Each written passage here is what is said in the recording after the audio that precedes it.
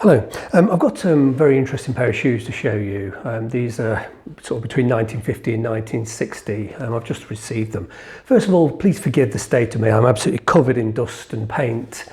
During this COVID-19 lockdown, I'm actually in a hair salon I own, and of course the salon's closed. I think this is the 6th or 7th week we've been closed, and I'm totally stripping the building, gutting it right back and restoring it from scratch. I've spent about 250 hours on the building so far, but consequently I'm really dirty and dusty, but never mind. I really wanted to show you these shoes whilst I've got them. They were advertised, they were listed incorrectly, so they really didn't sell for very much money. They were just listed as Edwardian shoes, of which they are not. And the seller did suspect they might be John Lobb. I knew they weren't. I didn't buy them because they were John Lobb. I knew they weren't, but they're very, very nice. And he also thought they were snake skin, and they're not snake skin, they're lizard skin. This is iguana skin. Let's just bring it close to the camera. It's got a series of tiny little scales. Now, this is from the actual belly and the flank between the legs of the iguana. It's the back skin of the iguana. It's rather lumpy, and the scales are all different sizes. But on the belly, if we just get it close to the lens, you can see the scales are pretty uniform.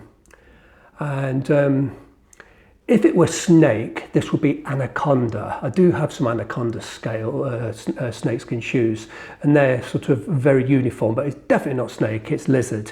Lizard skin feels very sort of smooth, whichever, you can feel the scales, but you can't feel the separation in the scales. Whichever way you rub it, it feels reasonably smooth.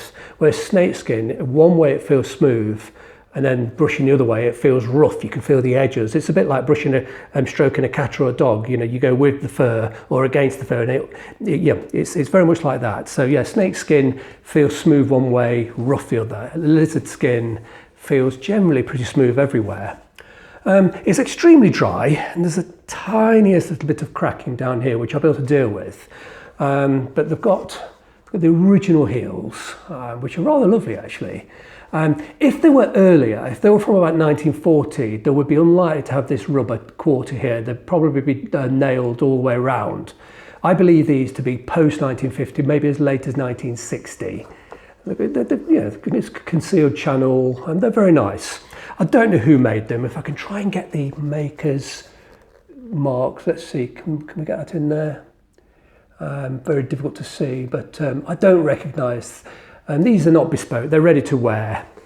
It does read inside, on the heel sock, Arthur, I can't read the second name, 110 something road in London, but that's all inside the heel sock, and it's very difficult to read. I don't know if this Arthur is the retailer or the maker, but quite honestly, who cares? They're a lovely shoe, and what I really need to do is sort of show you how I'm going to revive these. The first thing we've got to do, they have to be cleaned. Who knows what's on these?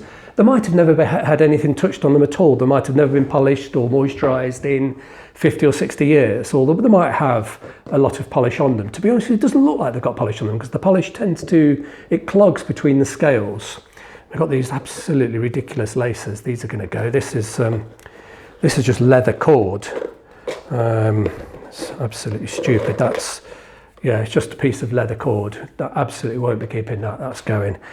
Let's get the other one out. So when this is completely finished, it'll take a couple of weeks or so to clean these, reshape them, because they're a bit wrinkled.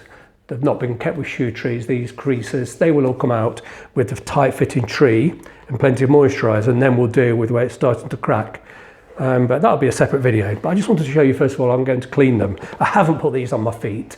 I've sort of measured it up against my foot with just my foot and my sock, just to see. It's roughly about my size. I think they'll be quite a reasonable fit. But who knows what's happened inside there? I don't want to put my feet in there. I really want to clean them. And what I generally use methylated spirit or isopropyl alcohol. There's a huge big container. That will strip any sort of residue of polish. But I'm actually going to use the methylated spirit. They both do a similar job. It's somewhat easier to use this little bottle. So let me just pop a pair of gloves on my hands. I don't like getting the alcohol on my hands. It does dry my skin out, and obviously it'll dry your skin out as well. So yeah, try to wear gloves if you can. And literally just cotton wool pads, type that you'd use for wiping off makeup. I'm going to actually start with cleaning the inside with the alcohol. Get right down, you clean as much as I can. That's all skin, it's just leather in there and it's very dirty. It's a bit fusty. It's just, I don't think these have been on anybody's feet in 40 years. And I'll guess these have not been worn since the 70s. They're very dusty. Just got that old, fusty, old house smell about them.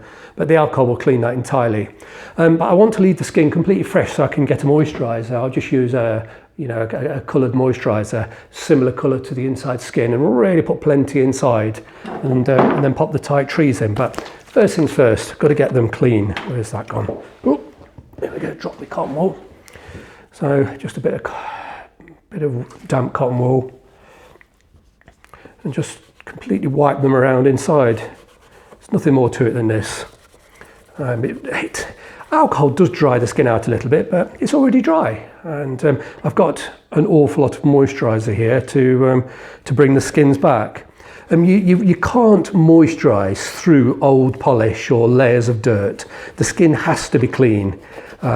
If there's a polish on the skin, it just sits there as a barrier, and it will prevent the moisturiser evenly absorbing into the skin. So I don't think there's any polish on the inside of these, of course, but they've been worn, they're a bit fusty, and for hygiene reasons as much as anything, I really want to use the solvent. Let me just get my fingers right down inside here, right into the toe caps.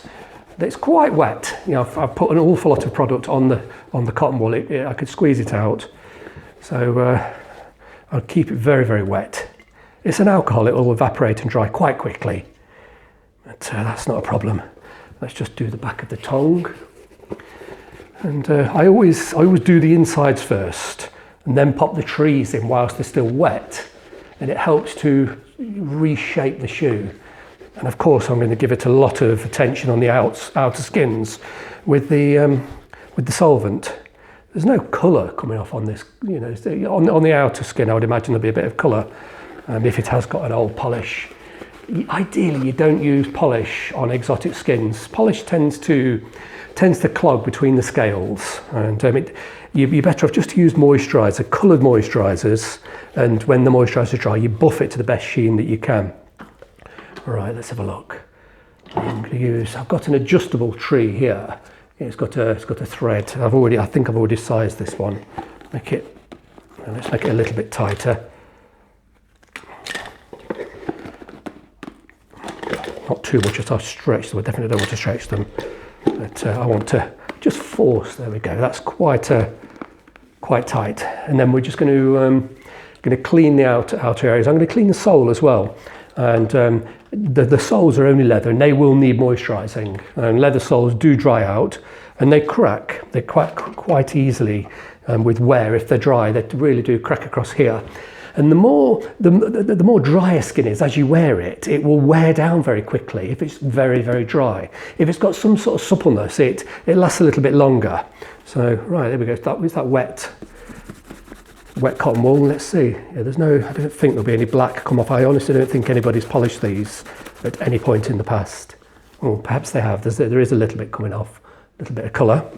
But there's nothing more to cleaning them than this. It's just very thorough. I'm going to use the dirty cotton wool that I've already used. Go all the way through. Then it's definitely got polish on. In fact, yeah, you can see that. It's not a great deal of polish. I mean, if it was a huge amount, the scales would all be congealed between the scales. I said that a little bit clumsily. The skin between the scales, I beg your pardon, would be rather crusty and encrusted with old polish. So it's not, but it might take me as much as 10 minutes or so to. There's quite a lot. A lot of it's probably on the very edges. So let's throw that away and get a clean bit. A little bit more meths. Ooh. Methylated spirit is generally dyed purple, and it tastes absolutely foul.